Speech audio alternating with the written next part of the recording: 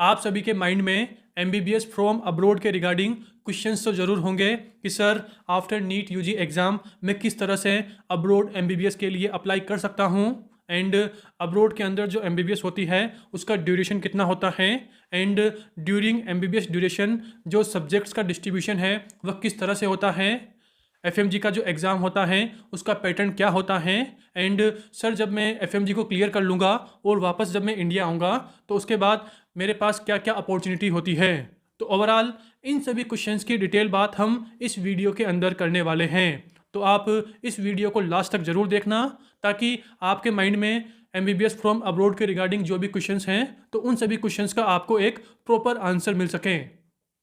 Hey everyone, I am Dr. पवन नागर from TCML and in this video मैं introduce करने वाला हूँ डॉक्टर आकिब को, जिन्होंने FMGE 2024 एग्ज़ाम के अंदर 236 मार्क गेन किए out of 300 and doctor Aqib की ऑल इंडिया रैंक सेकंड है। सो कॉन्ग्रेचुलेशन डॉक्टर आकिब कि आपने फर्स्ट अटैम्प्ट के अंदर इतने अच्छे मार्क गेन किए, इतनी अच्छी रैंक गेन की। Thank you so much sir, thank you. And सबसे पहले डॉक्टर आकिब अपना इंट्रोडक्शन देंगे कि ये कहाँ से बिलोंग करते हैं और इन्होंने अपनी एमबीबीएस कहाँ से कंप्लीट की। सर मेरा पूरा नाम आकिब रशीद है और मैं जम्मू कश्मीर से हूँ और मैंने अपनी MBBS Tehran university of medical sciences Iran से की है। मैं अभी रिसेंटली अगस्त में वापस आया हूँ और उसके बाद मैंने एफएमजी जैन 2024 दिया है और उसमें मेरा स्कोर था 236। हाँ तो डॉक्टर आकिब हम ट्वेल्थ से स्टार्ट करते हैं। मतलब कि जो स्टूडेंट होता है वो फर्स्ट टाइम ट्वेल्थ के साथ ही नीट यूजी का एग्ज़ाम देता है एंड देन फिर उसी के बाद वो डिसाइड करता है कि उसे अब्रॉड से एमबीबीएस करनी है या नहीं करनी है। एंड अगर कोई स्टूडेंट इंटरेस्टेड है तो उसकी पूरी क्या प्रोसेस होती है, आप एक बार शॉर्ट में बता दीजिए हमें। सर ट्वेल्थ क्लियर करने के बाद जब आप नीट यूजी में अपेयर होते हो तो उसका एक अलग कट ऑफ होता है जो यहाँ सिलेक्टेड होते हैं और दूसरा कट ऑफ होता है कि आप बाहर जा सकते हैं। तो आपको जरूरी अपेयर होना होता है कि नीट यूजी में अगर आपको बाहर भी जाना है। नीट यूजी में अपेयर होने के बाद आपको मेडिकल काउंसिल से एलिजिबिलिटी सर्टिफिकेट लेनी होती है और उसके बाद आप अपने चॉइस से किसी कंट्री में एमबीबीएस के लिए जा सकते हैं। ओके तो मतलब सबसे पहले स्टूडेंट को ट्वेल्थ के बाद नीट यूजी का एग्ज़ाम देना पड़ेगा। देन उसके हाँ बाद सर। नीट यूजी की जो मार्कशीट है उसके साथ उसे एमसीआई जाना पड़ेगा इंडिया में। एंड हाँ सर, वहाँ से फिर एलिजिबिलिटी सर्टिफिकेट के लिए। वहाँ पे मतलब एलिजिबल सर्टिफिकेट के लिए कि मैं आउट ऑफ इंडिया एमबीबीएस करना चाहता हूँ तो मुझे प्लीज़ सर्टिफिकेट दीजिए। एंड देन फिर हाँ उस सर। सर्टिफिकेट को लेके आपको जो भी अब्रोड की यूनिवर्सिटी है वहाँ पे उसे सबमिट हाँ कराना सर। पड़ेगा। ओके। हाँ सर। ओके। एंड जो ये पूरी प्रोसेस होती है तो इसमें मतलब कोई थर्ड पार्टी इन्वॉल्व होती है कि डायरेक्ट स्टूडेंट ही खुद वहाँ जाता है। सर थर्ड पार्टी भी इन्वॉल्व होती है लेकिन स्टूडेंट भी खुद ही अप्लाई कर सकता है। ओके। बेटर है कि अगर स्टूडेंट को आता है तो वो खुद ही अप्लाई करे क्योंकि जो थर्ड पार्टी बीच में होती है तो they take up money for that. या मनी का इशू था, सही सही। एंड देन चलो ठीक है, किसी स्टूडेंट ने इट्स लाइक आप ही के कॉलेज में यूनिवर्सिटी में एडमिशन ले लिया, Tehran university of medical science Iran में। सो यहाँ पर जो एमबीबीएस का ड्यूरेशन है वो कितना होता है? सर वो 5.5 ईयर्स का 5 ईयर। होता है। तो ये मतलब सभी एब्रोड्स में सेम है, जस्ट लाइक कोई यूएसए से कर रहा है, कोई रशिया से कर रहा है, कि सभी का अलग अलग होता है? नहीं सर, जो ये एमबीबीएस का प्रोग्राम होता है इसका कुरिकुलम वो डिफरेंट होता है, कंट्री टू कंट्री वेरी करता है। Okay okay. तो जस्ट लाइक आप यूँ बोल रहे हैं कि ईरान में अगर 5.5 है तो मे बी रशिया के अंदर 6 ईयर हो सकता है। हाँ सर, वहाँ 4.5 ही हो सकता है, 5 होता है। Okay okay okay. एंड जो अभी हम ईरान की बात करते हैं, तेहरान मेडिकल यूनिवर्सिटी की, तो यहाँ पे जो फर्स्ट ईयर होता है एमबीबीएस का उसमें सब्जेक्ट क्या क्या चलते हैं? सर उसमें ये एनाटॉमी, फिजियोलॉजी, बायोकेमिस्ट्री रहती है, उसके अलावा माइक्रोबायोलॉजी रहती है। माइक्रोबायोलॉजी। मैंने सुना है कि जस्ट लाइक कोई बंदा अगर आउट ऑफ इंडिया जाता है तो वहाँ पे लैंग्वेज का भी कोई असेंशियल होता है कि आपको लैंग्वेज भी करनी ही पड़ेगी। हाँ सर, लैंग्वेज इंपॉर्टेंट है। लाइक हमें वहाँ पे पर्शियन लैंग्वेज थी तो हमें उसकी क्लासेस होती थी, 5 लेवल्स होती थी, वो पास करनी होती ओके। थी। तो ऑफिशियल था, मतलब एंट्री करते ही आपको जो लैंग्वेज वाली क्लासेज है वो ज्वाइन करनी पड़ेगी कि पैरेलल चलती थी? हाँ सर। नहीं सर, पहले पहले ईयर से ही हमें क्लासेस ज्वाइन करनी पड़ती थी, लेकिन जो फर्स्ट 2.5 ईयर थे, जो हम्म। उसमें हमें प्रोफेसर्स होते थे जो हमें सब्जेक्ट्स पढ़े थे वो इंग्लिश में ही पढ़ाते थे। ओके लेकिन उसके बाद जब बेसिक्स खत्म होते हैं उसके बाद सारा पर्शियन में होता था। Okay okay. और जो आपकी यूनिवर्सिटी है वहाँ पे सेकंड ईयर और थर्ड ईयर और फाइनल ईयर में क्या क्या सब्जेक्ट चलते हैं, मतलब ईयर वाइज बताइए सब्जेक्ट्स के नाम। सर वहाँ पे 2.5 ईयर बेसिक साइंस का होता है, जिसमें हमें सब्जेक्ट्स डिवाइड होते हैं, like anatomy, physiology, biochemistry, microbiology होती है, फार्माकोलॉजी और पैथोलॉजी। ओके ये ओके डिवाइड होते हैं semester wise. Like first semester में हमें एम्ब्रियोलॉजी थी, हिस्टोलॉजी थी, और एनाटॉमी में से अपर लिम्ब और लोअर लिम्ब था, फिजियोलॉजी में से कार्डियोवास्कुलर सिस्टम था। ऐसे ही वो सिस्टम वाइज सेमेस्टर में डिवाइड होता है फॉर 2.5 ईयर। ओके। ये तो टोटल 2.5 ईयर में हम anatomy, physiology, biochemistry, microbiology, pathology और फार्माकोलॉजी करते हैं। ओके ओके, तो जैसे कि इंडिया में तो फर्स्ट ईयर में एनाटमी फिजियो बायोकेम चलती है, एंड हाँ सर। इंडिया के अंदर सेकंड ईयर में पैथोफार्मा माइक्रो फोरेंसिक चलती है। हाँ सर। तो वहाँ नियर पे 2.5 ईयर में अगर हम बोलेंगे डिवाइड करेंगे, वहाँ पे 2.5 ईयर में anatomy, physiology, biochemistry, pathology, pharmacology और microbiology. Okay okay okay. And third year and fourth year में सब्जेक्ट क्या क्या हैं?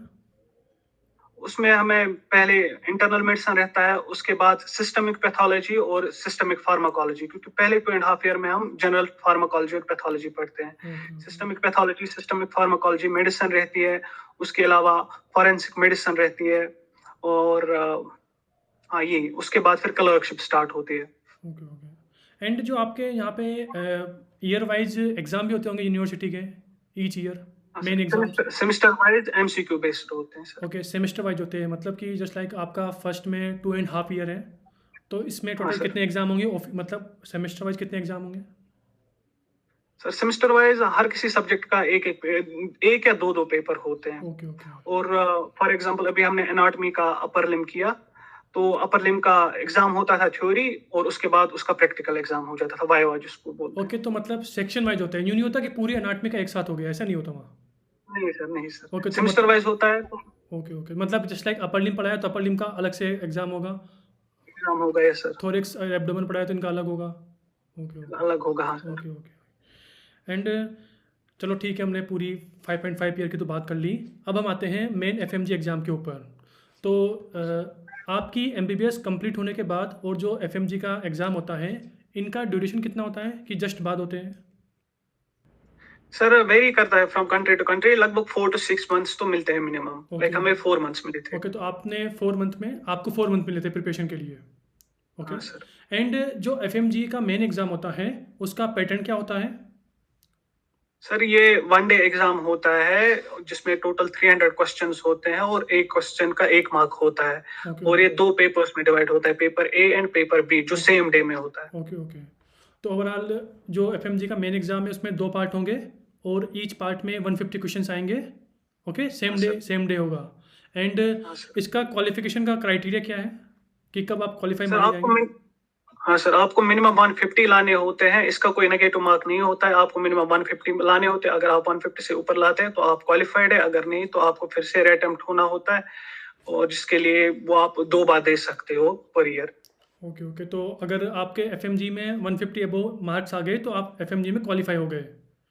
हाँ ओके। सर। एंड अगर आप क्वालिफाई नहीं हुए तो आफ्टर 6 मंथ बाद दोबारा एग्ज़ाम होगा, एंड देन फिर आपको दोबारा यस देना सर। पड़ेगा उसे। Yes sir. एंड अगर आपने एफएमजी क्लियर कर लिया, जैसे कि आपके 226 मार्क आए हैं, तो अब आपके पास क्या ऑप्शन है? अब आप मतलब आगे क्या करेंगे आप?